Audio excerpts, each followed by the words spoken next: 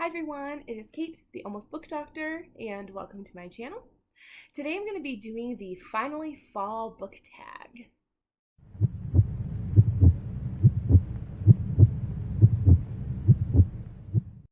This is one of the year tags that I didn't end up doing last year, but I just saw someone's video for it and thought, you know what, I might as well, because I really do love fall. Our first prompt is, in fall, the air is crisp and clear. Name a book with a vivid setting. And so for this one, I chose City of Brass by S.A. Chakraborty. Now, this is the first in the David trilogy, and David trilogy is amazing because it has this really unique Middle Eastern setting. It brings different mythological creatures and different mythological stories to the front. It's not like European, like knights and princesses and stuff. Like, this is really inventive.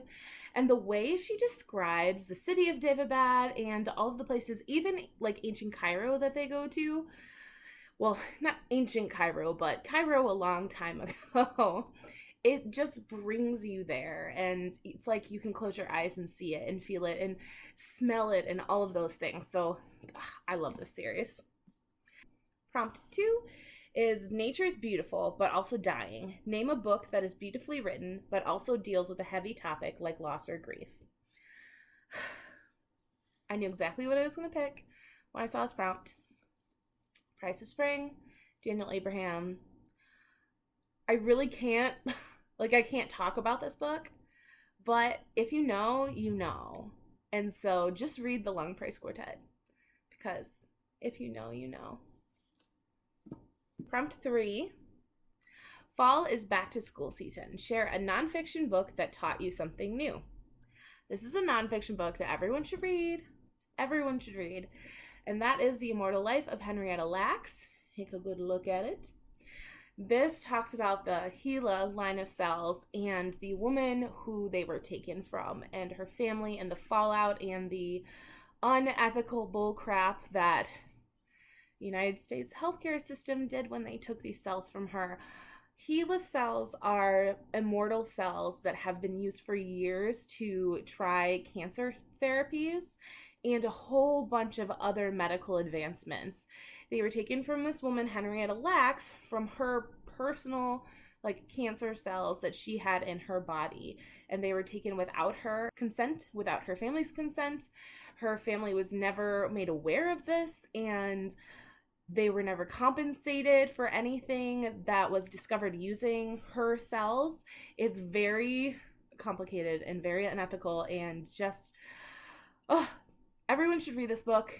If you're into science at all, if you're into medicine at all, to be honest, this book is very accessible for people who don't do science reading or who aren't really well versed in science. Like, it explains things really well and you can understand, and I highly recommend people read this because people need to know about what's gone on. Hey guys, Editing Kate here. I just wanted to give you a little bit more information on Henrietta Lacks because I realized I forgot to say a couple things because I was excited about the book. And that is that the actual Gila cells are the first line of immortal cells that were discovered. And that happened back in 1951 at Johns Hopkins in a research lab, which means that the cells that they collected from Henrietta Lacks way back in the 50s are still alive today. And they have been the progenitor cells for an entire line of cells that are considered immortal, and that is why we can use them to test cancer treatments and to learn more about cancer, because they won't die. This was one of the most important discoveries in science at that time frame, one of the most important scientific discoveries in general, because of all that it has done for medicine and for science, all of the lives it has helped save. Like, these Gila cells have helped create tons of treatments for many different diseases, not just cancer. So you can imagine the horror of not obtaining consent from the patient in order to take these cells and not receiving consent to use them in research. This completely obliterates the ideas of autonomy. Autonomy is one of the pillars of medical ethics, and I could go on and on about this, but I won't. That's your science lesson for the day, and I'm actually going to link below some journal articles you are interested in reading about this outside of the book, or you're not quite sure if you want to read it yet, I will link those down below. Okay, prompt 4. In order to keep warm, it's good to spend some time with the people we love. Name a fictional family, household, or friend group that you'd like to be a part of. Usually, I say Bridge 4. Usually, I say The Crows from Six of Crows. And this time, I'm picking The Invisible Library by Genevieve Cogman. This book, no one talks about this book on BookTube. I love this series. There's like 7 books or something. I want to be a part of the professional spies that work for the library with a capital L, who go around the universes that are attached to this multidimensional library and go and save books or capture dangerous books and things and like preserve the library and history and literature. I love our main character, Irene, and Kai, and everybody else that we meet. And it would just be such a fun group of people to be with. I just think that would be an exciting job. And just wonderful to have tea with them in London and all of the different fun adventures they go on. Prompt 5. The colorful leaves are piling up on the ground. Show us a pile of fall-colored spines. I didn't want to have to like lift them all up, so I took a picture and it's going to be up here for you. I love the golds and the reds and the oranges and the colors. Like, such a pretty part of the bookshelf. I would love to do like a rainbow color on my bookshelf or just arrange them by color and cubby, but I just can't do that. Like, my brain would not allow me to. I would look at my bookshelf and it would make me angry all the time because they have to be grouped by like, not by author, but like genre, but kind of by genre, but by like feeling. I have ADHD, and so the way I organize my shelves probably doesn't make sense to anybody else but me. All right, next prompt would be prompt 6. Fall is the perfect time for some storytelling by the fireside. Share a book wherein somebody is telling a story. Now, see, I didn't say Bridge 4 before because I was saving my Sanderson pick for this prompt. And that is going to be from Rhythm of War. There are stories within stories that are told throughout the Stormlight Archive, but there's a character who loves to tell stories. That's part of, who they are and what they do and how they interact with characters in this world. And in this particular book, said character tells my favorite story from this universe, and that is The Dog and the Dragon. And it will make me cry. I will not look at it right now, and I will not read any of it to you. But just know that it's so good. And I love this particular character. For those of you who've read Sanderson, you know who I'm talking about. I don't want to spoil it for people who haven't, though. All I have to say to people who know is you will be warm again.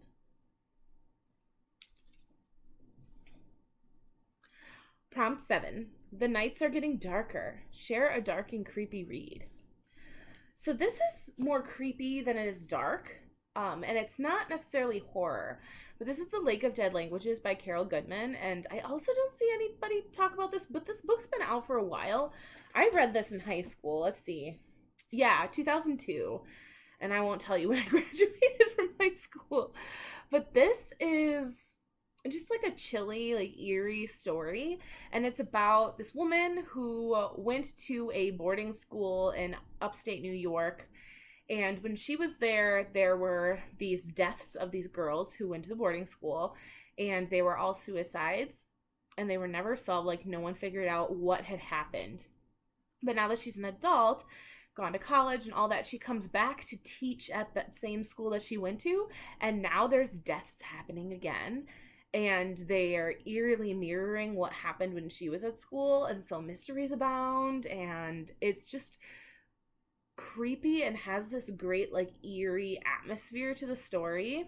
So if you like that kind of like mystery but with that very chilly atmosphere, I definitely suggest reading this. I love this book. This is probably my favorite spooky book that I've read.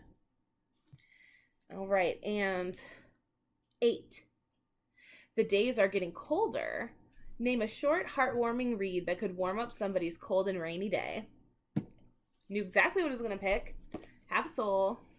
by Olivia Atwater. This book is very short. It's less than 300 pages, and it is the most charming book I've ever read in my entire life. It will make anyone's heart warm and grow 3 sizes too big. Like, just perfect, cute fairy tale Regency romance. Love it. Love it, love it. And the last prompt is going to be fall returns every year. Name an old favorite that you'd like to return to soon. It is fall. It is about time for my annual reread of Harry Potter. And what feels more fall than reading, Harry Potter and the Sorcerer's Stone? I know this is Deathly Hallows, but this is my UK edition. That's like one of my most prized possessions. So, yeah, Harry Potter. Love it. It's my comfort read. It's the thing I have to read every year, and fall is about the time that I try to do the reread. It just feels good, and it feels, witchy and haunting and school time and just like everything. It all wraps up into one good fall read. But that's it for the Finally Fall book tag. I love fall. I feel so glad that I live in a place where the leaves change and it gets beautiful outside and cool and it's perfect sweater weather. I just love the colors here. Even though it's not my most favorite season, that is winter, autumn is just right behind it. And so soon I will go get my pumpkin and I will carve it and it will be wonderful. And it's about perfect book reading weather. So I hope you guys enjoy your fall. Please like, comment, subscribe. I would be ever so grateful. And I hope you guys have a wonderful day.